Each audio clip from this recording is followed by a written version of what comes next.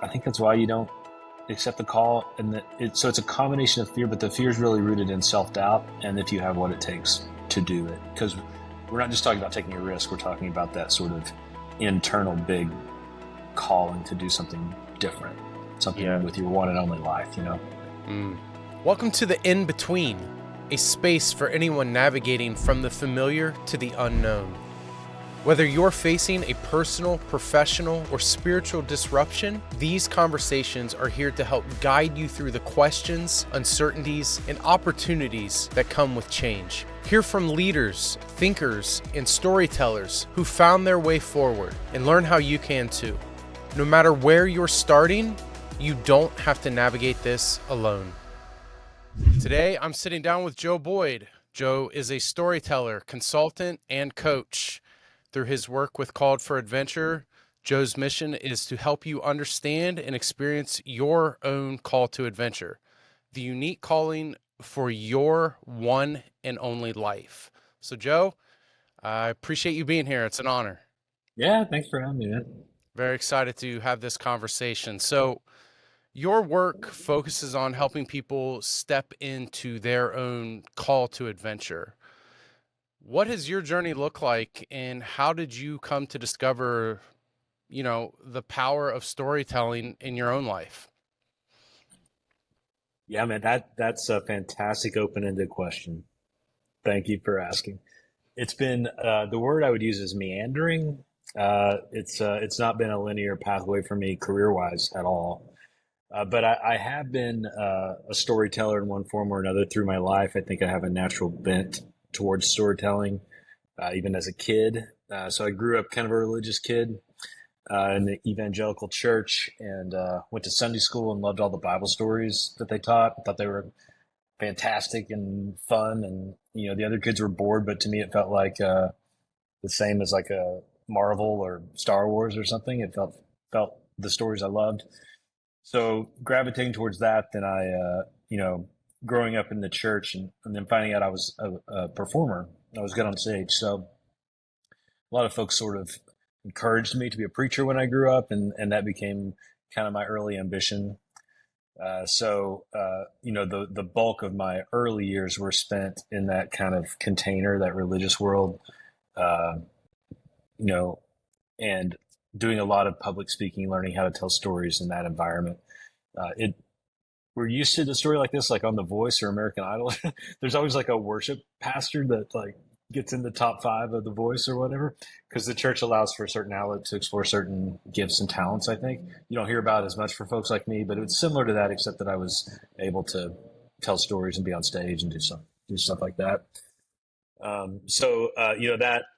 We can talk. I don't know how much of the details we want to get into my whole origin story, but ultimately that led for me to go to seminary and then go to Las Vegas and start a church. Got pretty depressed, and it wasn't a good fit for me, kind of emotionally. Started even questioning my own faith, which is what everybody does in their 20s. But I was a pastor, so it creates vocational trauma, and ended up doing improv comedy with the Second City, training with them just for fun.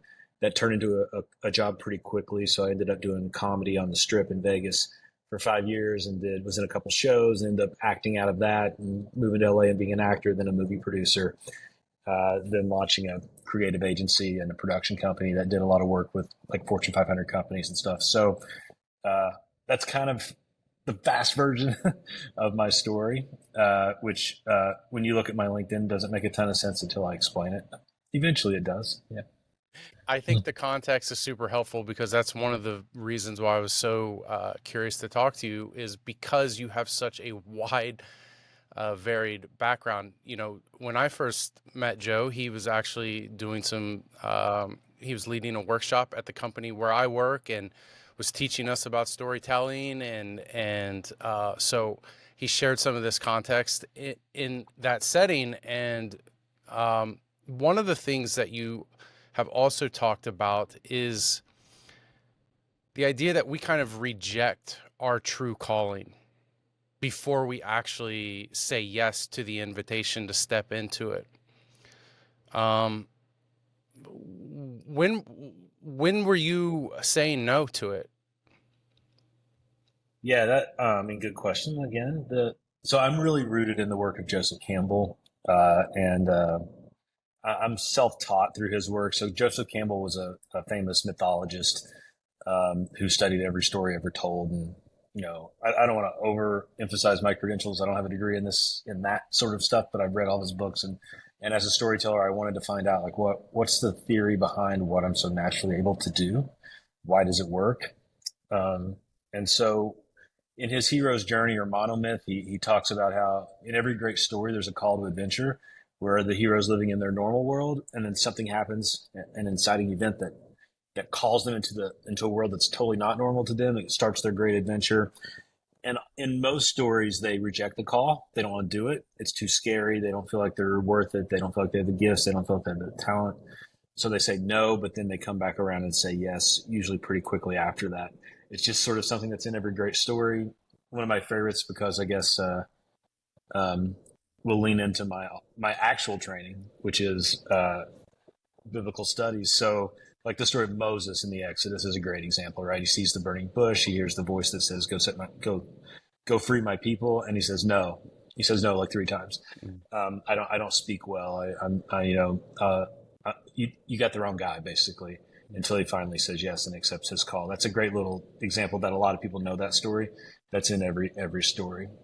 It's a little hard to see your own sometimes, especially it's almost impossible to really see it in the moment.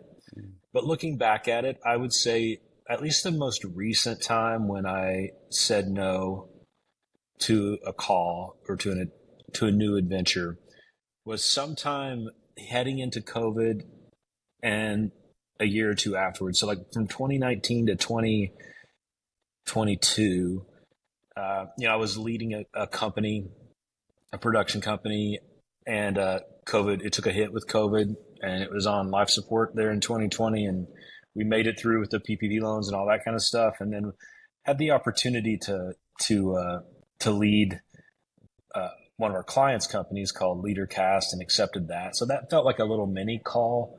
But in the middle of all that, when I really look back at it, I think I knew it was time for me to start doing my own thing. I think I knew I had led that company for over 10 years as CEO and founder. I think I knew I kind of got it as far as it could go. And probably if COVID hadn't hit, I would have faced that reality in 2020. But the chaos of the world and my own fears kept me staying in and trying to make it all work, maybe longer than I should have. Mm-hmm. So I would say, like, I think probably around 2019, I should have, I maybe could have said yes to the opportunity of exiting my business earlier and doing what ultimately I'm doing now, which is working more on my own and helping other people figure out their story. But I kind of said no to that. And it used for all the reasons people do out of fear and self-preservation. Mm. Yeah, that's actually what I wanted to like go a little further into. Like, and obviously there's probably lots of varied reasons and nuance and fear, but what is it that keeps us fearful? Why do we succumb to that so easily? I mean, I think the easiest answer is that it's really scary to leave all you know. Mm-hmm. And even if, people say this about if you're in a dysfunctional relationship, if you're, with a spouse or whoever, that it might be awful, but at least you know what's coming. At least you know what tomorrow will be awful the exact same way. So at least I don't have to have a lot of anxiety around what's tomorrow going to be like. And there's always that part in your mind that says, well, it might be worse if you get out of this relationship, and I think it's simple self-preservation. And I think as we get older, there's more of a tendency towards that. We tend to have more to lose. So it's a little easier for some people to take big risks, go on big adventures in their 20s than say their 40s or 50s. Because now you might have, not everyone does, but you might have a partner and kids and a mortgage and all sorts of things that make it harder to just say yes to some big call that would potentially threaten all of that. So I think that's why you don't accept the call. And so it's a combination of fear, but the fear is really rooted in self-doubt. And if you have what it takes to do it, because we're not just talking about taking a risk. We're talking about that sort of internal big calling to do something different, something Yeah. with your one and only life, Mm. Yeah, that almost feels weightier almost than the fear, like out beyond like the external circumstances, the fear of not being capable or enough or having what it takes to actually do that. Outside of like, oh yeah, this could like, um, I've got a lot to lose, but then there's this whole internal thing that we struggle with of maybe not even having what it takes, which I think that's that's where the fear comes from, right? Because if we knew, you know, it's like I'm from Vegas. I can put everything in gambling terms, right? Like it's, if it's rigged and we know it's going to be black 35, we'll put our whole life savings on it. That's not scary if we know for sure it's going to hit. So I think the fear is rooted in the reality that we have no certainty in the future, which we don't. This the thing that ultimately makes me say yes to things is I have no certainty anyway. Hey friends, I want to pause just for a moment. If you're navigating the complex and emotional process of leaving a mission-driven role, whether that's been ministry, nonprofit work, or any purpose-driven career, you're not just looking for a new job. You're wrestling with things like the personal, professional, and spiritual dynamics that come with all of this. Maybe you're asking things like, who am I outside of this role? What skills do I even have that can translate into the future? Will I ever find work that feels meaningful again? If this is resonating, download Finding Your Way to Flourishing. It's a free guide that I've put together for mission-driven leaders who find themselves in the midst of transition. This isn't just another guide, it's a thoughtfully crafted resource that's designed to help you begin processing your identity beyond the role that you're leaving. It can help you pinpoint which skills you can confidently bring into your new and next role. It'll help you lean into your faith and find peace during the midst of this uncertainty. It's not overwhelming, it's not complicated. It's just the first step to getting some clarity and moving forward. You don't have to figure this all out alone, and I'd love to walk this journey with you.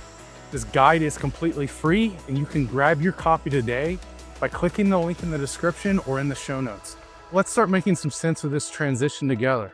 Okay, now back to the conversation. But we kind of fool ourselves in our normal world of thinking there's some amount of certainty, and it totally makes sense. I mean, we evolved to a place to try to survive and live to be 60 or 70 instead of 15 years old, right? Like there's things we do to protect ourselves, which are good. If we didn't do any of those things, it would be chaos. So it's just that we are, I guess, what it's interesting how like my story says I've interacted with my religious studies somewhat, but the call to enlightenment, for instance, is very similar to the call to adventure. The call to enlightenment in world religions is like realizing that human nature is to do this one thing, and human nature serves us very well in lots of ways. But to be enlightened or called or whatever is to choose the harder path because we know it's better. It's something like that, right? Sure. So you've also shared about some of your own struggles. I've seen your one-man show. It was fantastic. For any of you that are out there that have the opportunity, maybe Joe's going to be in your neck of the woods, definitely worth checking out. So in that, you kind of openly shared about some of your struggles that you've had with depression. One, I'm curious, like, what has made it easier for you to be open about that? And then I have a follow-up question to that, but how has that become something that you've been able to be more open about? Yeah. Um, I'm naturally a pretty, I would say I'm naturally like a 90% open person. And most people are probably like 50. So I just am a little wired that way. And even when I would speak at like when I preached back in the day, I was pretty honest about my own doubts and fears and even my own doubts of if there was a God, which you're not used to hearing a preacher say. And I found that while it upset some people, it attracted more. And um, while some people definitely do want that figurehead to have all the answers, some people want to hear that they don't. And I was much more comfortable anyway around the people that wanted to hear that. So I tended to build communities that way. Now it's, I think as a business leader, I have had moments where I've probably been too authentic, where I should probably have mustered some more mojo and just been more confident at times. But with my mental health, I don't know. I didn't have the stigma around it, or I ignored the stigma. The stigma's there, but I just decided once I was diagnosed for sure in my late 20s to just tell people, because uh, it also helps. Like if if I seem sad around you, it's probably because I'm depressed. And it gives me a little buffer with relationships too, to just know it's not, because people used to say, I used to think you hated me when I first met you. Part of it's that I'm an only child and I never really learned how to properly interact with people probably. But some of it is that I would have anxiety or depression, and it had nothing to do with them. Mm. It wasn't about them at all. It's about my own stuff. So kind of letting people know helps that. And then just like the church thing, expressing my doubts, it's very rare that I will tell someone that I have an anxiety disorder or depression. Or now I got an ADHD diagnosis last month. So it's very rare you don't say that to someone that they don't either say, "Oh, I have that," or my mom does, or something like that. So it's I think now that it's a good thing now that mental health is more commonly practiced. Yeah. It's like it's like we're hiding things that every single person is dealing with at some level. So it's okay. Just say it. It's probably cost me a few jobs here and there of people that would be like, I don't want to, maybe this guy's not stable or something like that. I mean, maybe it's cost me some of that, but overall the benefits have been better than any negatives of just being honest about it. I'll say the one thing: you can be too honest, obviously. So I'll share what I struggle with in general terms. But even on this podcast, I'm not going to tell you the darkest thoughts I've had in the last 3 months. Like, that's not healthy. Sure. I think it's healthy to say, look, this is part of who I am, and it's healthy I think it's good for people to know where I am right now. I'm in a pretty good place right now, or I'm not in a great place right now, but we don't want to trick the world to being our therapist, because they're not that good at it anyway. So there are some things that should only be shared in counseling. No, I appreciate that. So in that, especially when, regarding transitions, change, disruption, a lot of times that comes with a sense of losing something in some regard. What is some of that pain taught you, or the connection between pain leading to growth? I guess, one, do you see a connection there? And if so, what might that be, or has it looked like for you?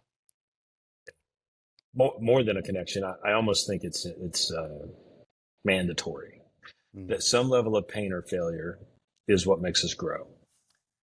We simply, when you meet someone that has had such a charmed life, that might be roughly our age. I think you're younger than me, but we both have gray in our beards.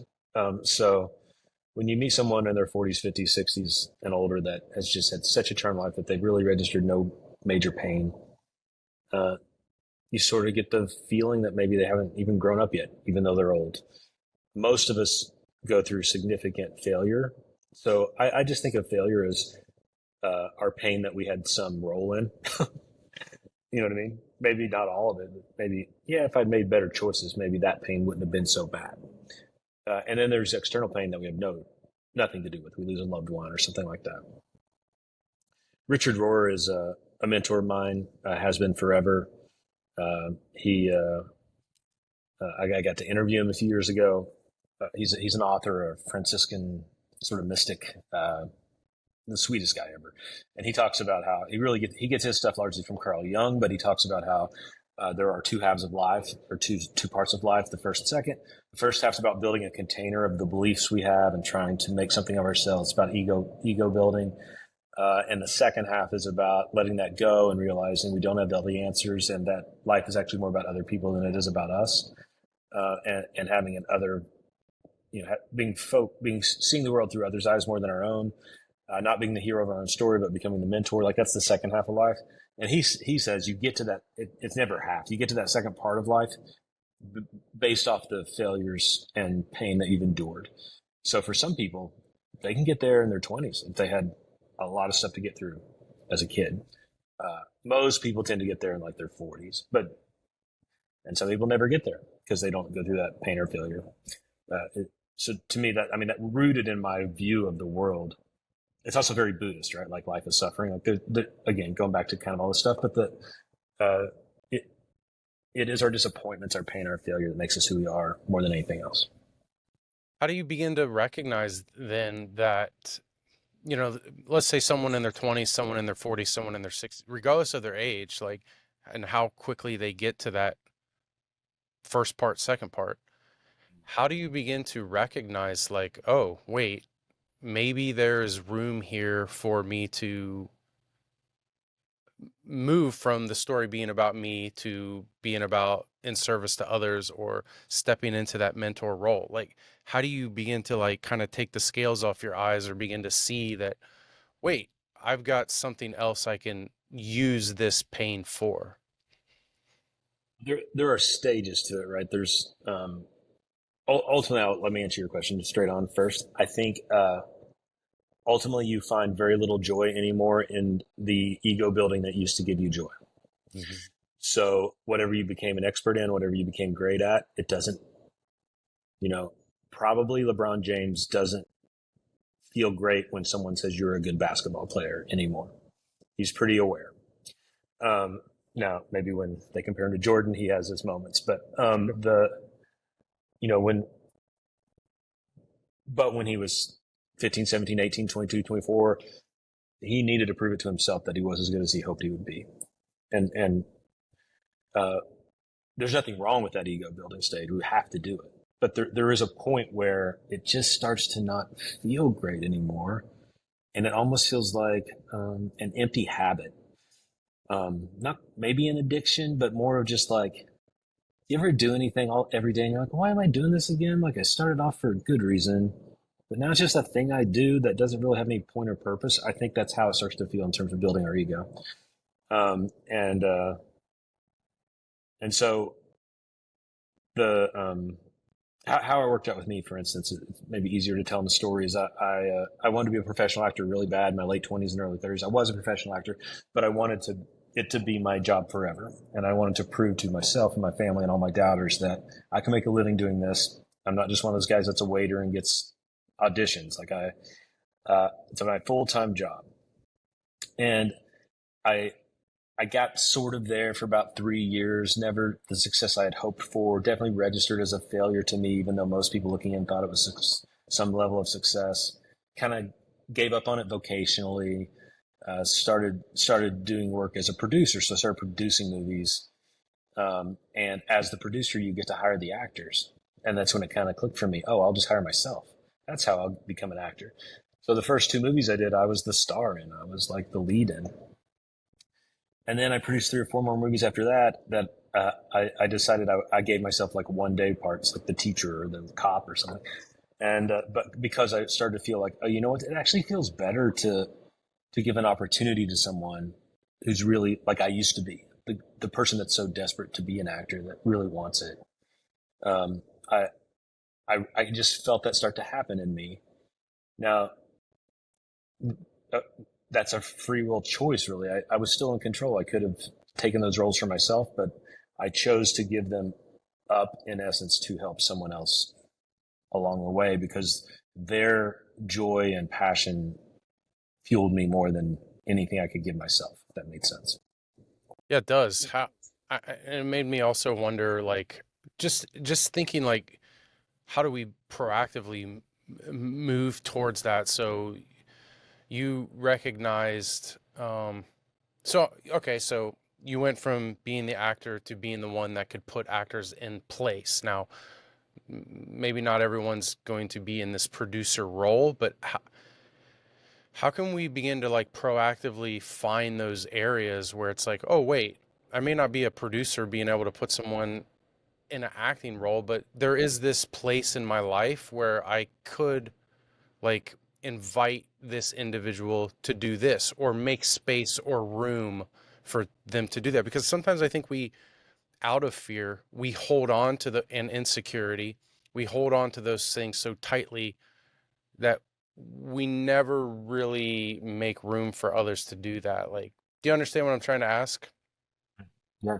I wonder if we all actually do become producers in our own world, right? So as we achieve more and become more confident in our skill sets and have the sort of trust of others around us, um, I often think we don't realize. I do this a lot because I never see myself as a public figure. I still feel weird saying I don't think I am, but I have a few people that think that way about me, right? And I find myself naturally, if I get that vibe the way someone's feeling that way about me, like if they only knew me online or from speaking, and then they talk to me, I think my point is like I have to be really I have to I'm probably such a low self esteem that I don't think people think that way about me. But so it usually takes me about halfway through the conversation when I'm like, oh, I think this person's like kind of way into me, or this image of me, or this vision of me. So I have a responsibility actually to realize that this conversation means way more to them than it does to me, Mm. and to mind my words and to say the things that they might need to hear. And I think about the times like when I interviewed Richard Rohr, for instance. You know, he was very present and kind and amazing, but he's in a place where people talk to him a couple times a week that have waited to talk to him for years. So um, I, I've lost my ADHD that I'm not treated for yet. I forgot the original question here, uh, but Making, this might yeah, go. go ahead. Oh, you can Making go. space, making space. Yes. Yeah, Okay. yeah. So I think it's just so a lot of it's being aware, right? Like being, Mm, and this is what improv. This is the main thing improv comedy taught me is to be present. mm. And so being present, being aware, what's going on here? Like asking yourself, what's actually going on right now? And if, and I also see everything through this hero's journey lens of there in every story, I'm either the hero, the mentor, or the monster. So, and the mentor has a way that you can sort of will yourself to be a mentor instead of being the hero of a story. And I guess I have those moments in life where I'm like, oh, I thought maybe this was part of my hero story, but I think it's part of a mentor story. So it's just a conscious, like, being aware of that so that in moments I can tell myself you need to play a different role here. So, no, that's helpful. And thinking about trying to be more aware or assessing in those moments. Are there specific questions that you ask? I mean, with your improv, what did that training look like that helps you to like be more mindful in that moment to actually ask what's going on in this moment? Probably less about questions and more about the training of our first rules like yes and agree and accept, heighten and explore. So improv taught me that the most important thing is listening and then responding, which is, I know, like human. That's what people do, right? Talk, having a conversation. But most people are actually not great at conversations. So improv taught me while someone's talking, to try not to be anticipating what they're going to say, or thinking about what I'm going to say, but to really be present and to just hear what they're saying. Maybe ask follow up questions if I don't understand what they're saying, so that I can respond in an affirmative way, so that they know that I heard them. And I think uh, that's what taught me to be present. So it was listening, and in a religious context, this is all the great sort of in mystic traditions in every religion have this sort of presence with God or one with the however you talk about it. Um, Weirdly, I was practicing a religion, but I didn't find it that way. I found it through comedy. But it's sort of the same thing because you're either living in the past, present, or future, and the future, of course, is a myth. It's a who knows. It's a crapshoot. It's a bit to live in the future for very long is going to create a ton of anxiety because you're just going to be worried about how the future is going to pan out. To live in the past too long, for me, creates a lot of depression, regret, like that sort of stuff. Or it can also create the opposite of like you've met the guys my age who still walk around talking about their high school football career. Like you don't be that either, right? The Uncle Ricos. Yeah, Uncle Rico, exactly. So um, having a mindfulness to live in the moment is the only thing that's actually real. The other stuff's the past is stories we tell ourselves that half the time didn't even happen that way. It's how we remember it. The future are stories we tell ourselves that haven't happened yet, and we're just guessing. So the only real thing in the world is this moment, and so living there creates a connection unlike anything else with people if you can do it. With being called to adventure and all of us having unique purpose and value to offer to this world, how do you begin to, what are you listening for, like in this moment or I don't mean particularly in this exact moment, but you're in the present. What are you listening for? And maybe another way to ask is what signs are you paying attention to that are maybe speaking to you about what that future could look like? Yes. So the irony of what I just said is I spend a lot of time helping people tell their origin story and their future story. So even though life is all about this moment, we make decisions based off the past and future. Mm-hmm. And you cannot make decisions unilaterally present. You have to think about how you got here and where you're going. So unless we're clear on and we all have different versions of origin stories, unless we're clear on the primary origin story we believe about ourselves, this is who I was and how I got here. And that's the second most important story in our life. The most important story about our life is where we think we're going. Now, we're not going to end up there because we don't know the future, but we're going to this is what's meant by the call to adventure in the hero's journey. It's a pathway. I usually don't talk about my biblical background as much, but it keeps coming up here. So this is Abraham again. This is the voice that says, makes all these outlandish promises. I'm going to make you a nation. I'm going to do all this kind of. This guy doesn't even have any kids. All you have to do is, it doesn't say,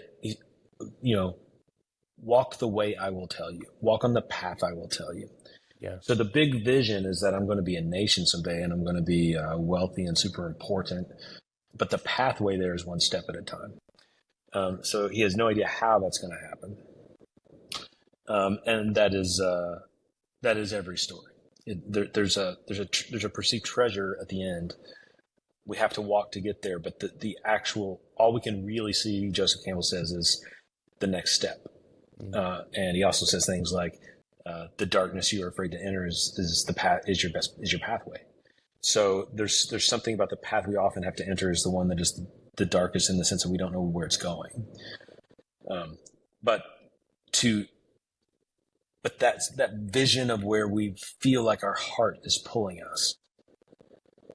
That's what Campbell calls finding your bliss. That there's something in us that our heart wants. The only way to really analyze that and get to a place where it makes any sense, it's always going to be a story, it's not going to be a fact, is to be present again and to have honest conversations with yourself about where you think your heart wants to go. Because if you don't, your heart will again default to self-preservation. So we're trying to move past that evolutionary instinct to not take a big risk. So that's why you've done it with me a couple times now. That's why I do writing exercises set in the future, so that I have found that stream of consciousness writing for longer than you want, 20 minutes, opens that up for most people. It's a little harder to just daydream and sit there and think about it, but there's something magical that happens for most people if you just start writing about it. Mm-hmm. Yeah. What do you think that is? Because it does, and I've done it with you, like you said, a few times actually, twice in the workshops. maybe not the last time, twice I've done it with you, but I did find that it was easier to communicate the recesses of my heart than it would have been for me to like actually like maybe verbalize that. There's an honesty that like that kind of comes forth. Any ideas or thoughts on that? Yeah. Any of my thoughts would be largely uneducated, but I think like you could maybe do it the exact same way if you could actually be alone and talk out loud for 20 minutes and not let yourself stop talking. Maybe that would work, but it's even weirder to do that. Like it's just a weird thing to do. So I think writing it down and like, have you heard of The Artist's Way by Julia Cameron? You know what? My the lady that I see for therapy, she actually recommended that book to me. Yeah, I well, I haven't did too. I Now you got two, so you got to do it. Once you okay. get two, you got to do it. No, she does morning pages, which is exactly, it's a smaller version of what I had you do, like writing stream of consciousness. She says to just do one page every single morning. And her point of it, I don't know if it's backed by science or not, but it makes sense to me, is that once you write it down, your brain releases it for the day. If you don't write it down, your brain will try to keep bring it to top of mind, whatever it is. She says it could be a grocery list. It could be that you just need to remember that, your wife told you to not forget the cucumbers. But if you don't, once you write it down, she says your brain at least believes you will remember it. So it can defrag. It can like get it out. And it can be huge things like fears, huge fears, existential fears. But if you write them down, at least for the day, she says, you'll know they're on the paper, so you don't have to worry about it anymore. I think there is something to that. It works that way for me. I also just think that our subconscious knows what we want, and uh, and weirdly, we all know what it is, but we don't believe it until we see it in writing. We don't really believe it. Like our consciousness does some weird battle with our subconsciousness around what we want. Probably still rooted in the animal part of our brain just wanting to survive, and the evolved part of our brain wanting to have meaning. So I think in writing it, maybe it has a way to let that more evolved part of our brain engage. And I'm sure if you ever have an actual psychologist on here, they can tell you what I'm trying to say in a much better way. I Right. know this stuff through practice than I do through like training, but it feels like that. Mm-hmm. It feels like the part of my brain that wants more out of life can take over when I start writing, versus the survival part. And I don't want to like put you on the spot or challenge you to like communicate something that maybe you feel less familiar with too, but like I'm also wondering, so that unlocks maybe a level of honesty, but then I'm also thinking about what is the connection between, okay, now it's on paper and it gives us room to actually believe. What does that do in us being able, what is the connection between that and us taking action? Because I've also found that when I do some of that writing, it actually propels or it has propelled some action in my life in different areas at different times. Because you believe it, and yeah, that's what it does. That's the magic of the exercises I do. Which, by the way, I'm really indebted to Ari Weinswig from Zinger Mandela. He's the one that taught me exactly how to do the specific vision exercise I do. Um, is that once you believe something's happening, you start to see the world as if, it starts to unlock what's happening in your day to day that are the pathways to get there. And so it takes a lot of fear away. And to me, it always manifests in having conversations I wouldn't have. So when I did a 5-year vision a year and a half ago, um, and I do the stream of consciousness thing, and then I spend several hours editing it. So you don't edit it all while you do it, but then you come back and you get it. I'm a writer, storyteller, so it'll never be published, but I wanted it to be like something I could publish, like that clear. Um, and there were 3 components to it. I was in a job when I first did it that wasn't working for me, that I knew wasn't working for me, that I had to have the courage to do something else. So I said, in 5 years out, I'm not going to be in this job. I'm going to be doing this other stuff. That only took 7 months. I thought it was going to take 5 years. But Wow. once I wrote it, I was like, oh, I can do all this. I can do all this like right now. I have to have a hard conversation with this person, this person, and this person, and that will start the pathway. And once I say it, they're not going to want me around. You know, it's going to start the process of me leaving. So I got to just say it. Mm. Um, Now there were other things in there. I want to produce some comedy shows in Las Vegas. Like that's in my future hope and plan. Um, that will probably take 5 years. Like I've made very little progress in the first 18 months. I've had 3 conversations with people about what that would look like, but I wouldn't have had those 3 conversations had I not written it down. Mm-hmm. The other part was to help my wife with her career. She's a travel agent. And so that started to happen just because when she needs help and I see something I can do, I offer it. Because I know that's part of what I want my life to be. Mm-hmm. So once you write it, it's a little bit like when you decide you want a Jeep and you see Jeeps everywhere. Once you say this is what I want, you'll start seeing the opportunities to get it everywhere. Mm. Okay. I think too, it does give us a vision for it, but then I also have found that in seeing that or seeing the vision, not that you know how to have everything figured out or know how to do every step, but there are certain things that stand out where you're like, oh, wait a minute.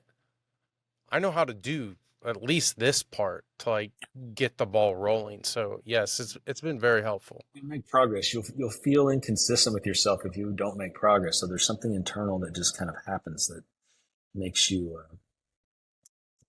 it's like when I I got to buy my car got totaled. I got hit by a dump truck. I'm fine. So like I know I have to get a new car. Like it's not like it would be nice to have a new car. Like that's how I spent most of my life living. This is like I don't have a car. We only have one car as a family. Like, so knowing that my future story is that I must own a new car, I'm going to do things today to make that happen. That's different than saying maybe I can stretch the Camry out for another year, even though I really want a sports car or something. That's a totally different kind of. This is just I know this is where the story's going, so I gotta do stuff where it's not going to happen. Mm-hmm. You know what I mean? Mm-hmm. And I think once we get to our big calling and start to say, I know this is where my life is going. I don't know exactly how, but I know I'm going to end up like this. Then every day we're compelled to do something to get us a little closer to it. Yeah. And I'm glad you're okay, Joe, from that accident. Yeah. That's scary. A garbage truck. Yeah, that's wild. Yeah, it's fun. I kind of want to switch gears, or maybe, I mean, we've hit on this a little bit, but in order, for you to move into what you did, you had to have certain conversations or certain things had to take place, and kind of going back to loss, and whether that's the death of a dream or a career or relationships, loved one, maybe it creates space. I think I read this in one of your articles. It creates space for new life. So, and sometimes I think when we lose something, we lose sight of the fact that there is actual newness, new things that can crop up or come back to life. How do we, I'm not sure exactly how to ask that, but like in those transitionary seasons where we know those conversations are pending, uh, how do we keep that at the forefront so that we're not buried under just this sense of, well, I'm just losing everything? Um,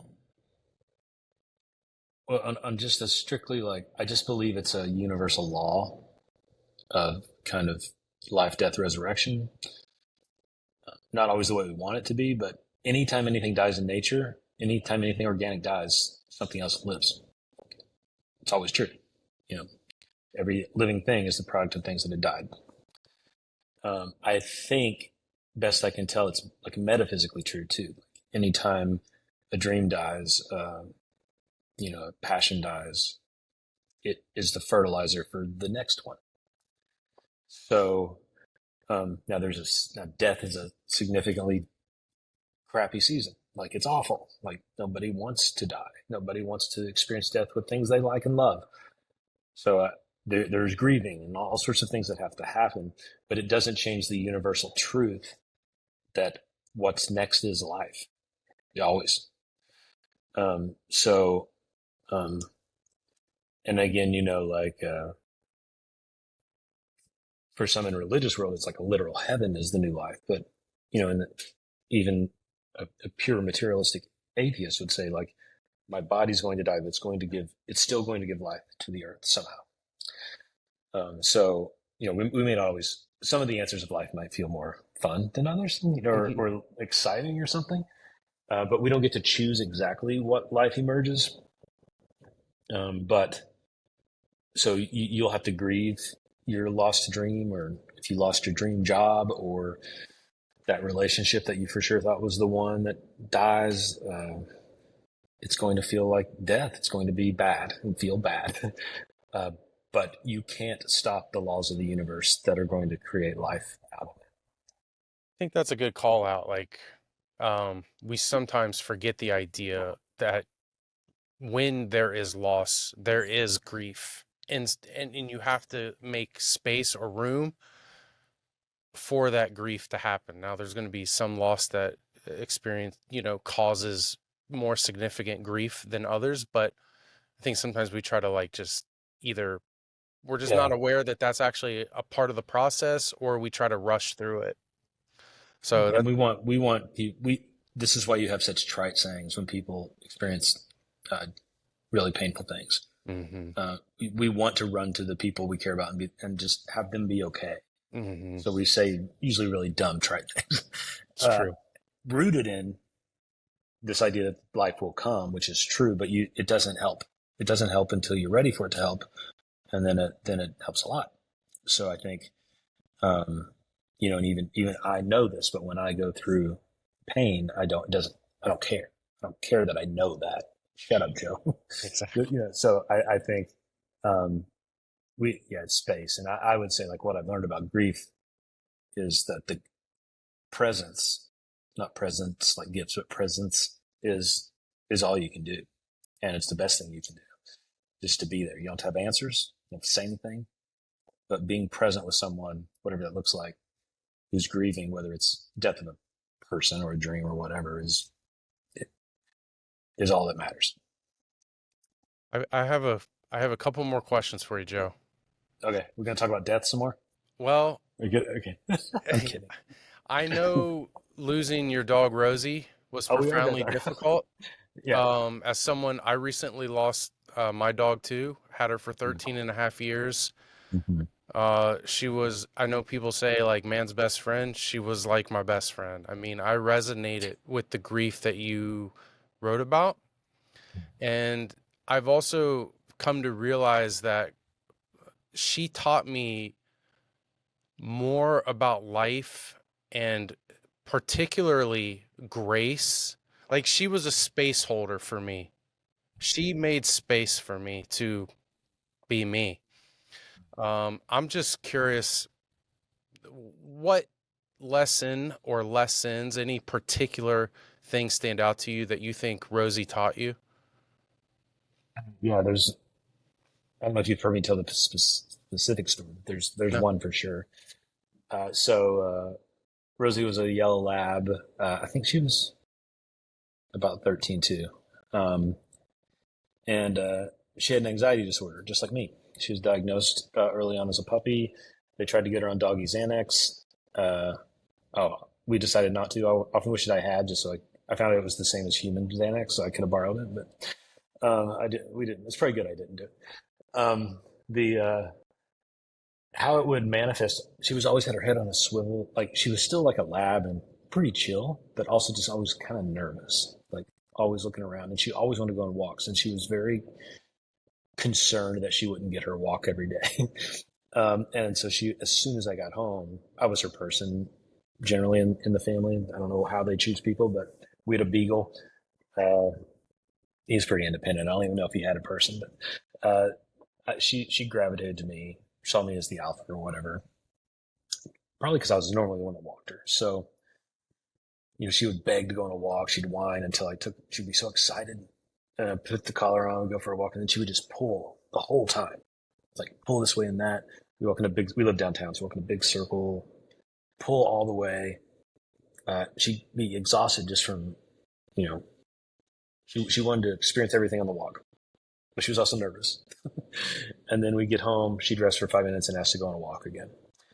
And I was talking to actually one of my counselors. But before knowing any of that, the counselor asked me what I thought my dog wanted to teach me, and I thought that was a ridiculous question. But it was in asking that I saw all this. So I went back the next time. I was like, I think I know that I've spent my life exactly like that in terms of wanting the next great adventure, wanting to go do something great. The whole time I'm doing it, nervous it's going to go away, pulling in every direction, just trying to get it as fast as I can, ending up back home exhausted, didn't really enjoy it that much, but then immediately wanting to do it again. So that was how my own anxiety played out in life. And not that it's wrong. It's great to go on walks. That's not the point. The point is I wasn't present. I wasn't enjoying the walk. Rosie wasn't enjoying it. It's her favorite thing, and she couldn't just do it. She had to figure out what was going to be on the next block. And so that was that's kind of a long story, I'm sorry, but that was the big lesson that I learned from her. Any other lessons are just universal to dogs. I think everyone should have a dog once in their life, even if you're not a dog person, because you see what it's like to be sort of just happy being in the moment. It's really weird. Yeah. Like I like cats too. My son moved back in with us for a while, and he's got a cat. She's pretty fun. I like the cat. You can learn things from cats, I'm sure. Mm-hmm. But to me, the dog thing is just. I wish I could just be a little more like that. Yeah. Take naps. Yeah. Be happy. Enjoy my food. Do it again tomorrow. Yep. I'm jealous a little. I love that, man. I appreciate that. That's something, my dog was a lab too. And that's something like a way that I've been like framing some of the personal work that I'm doing is like, how can I live like a lab? Yeah. How can I live like that? Okay. Last question for you, Joe. What does flourishing mean to you nowadays?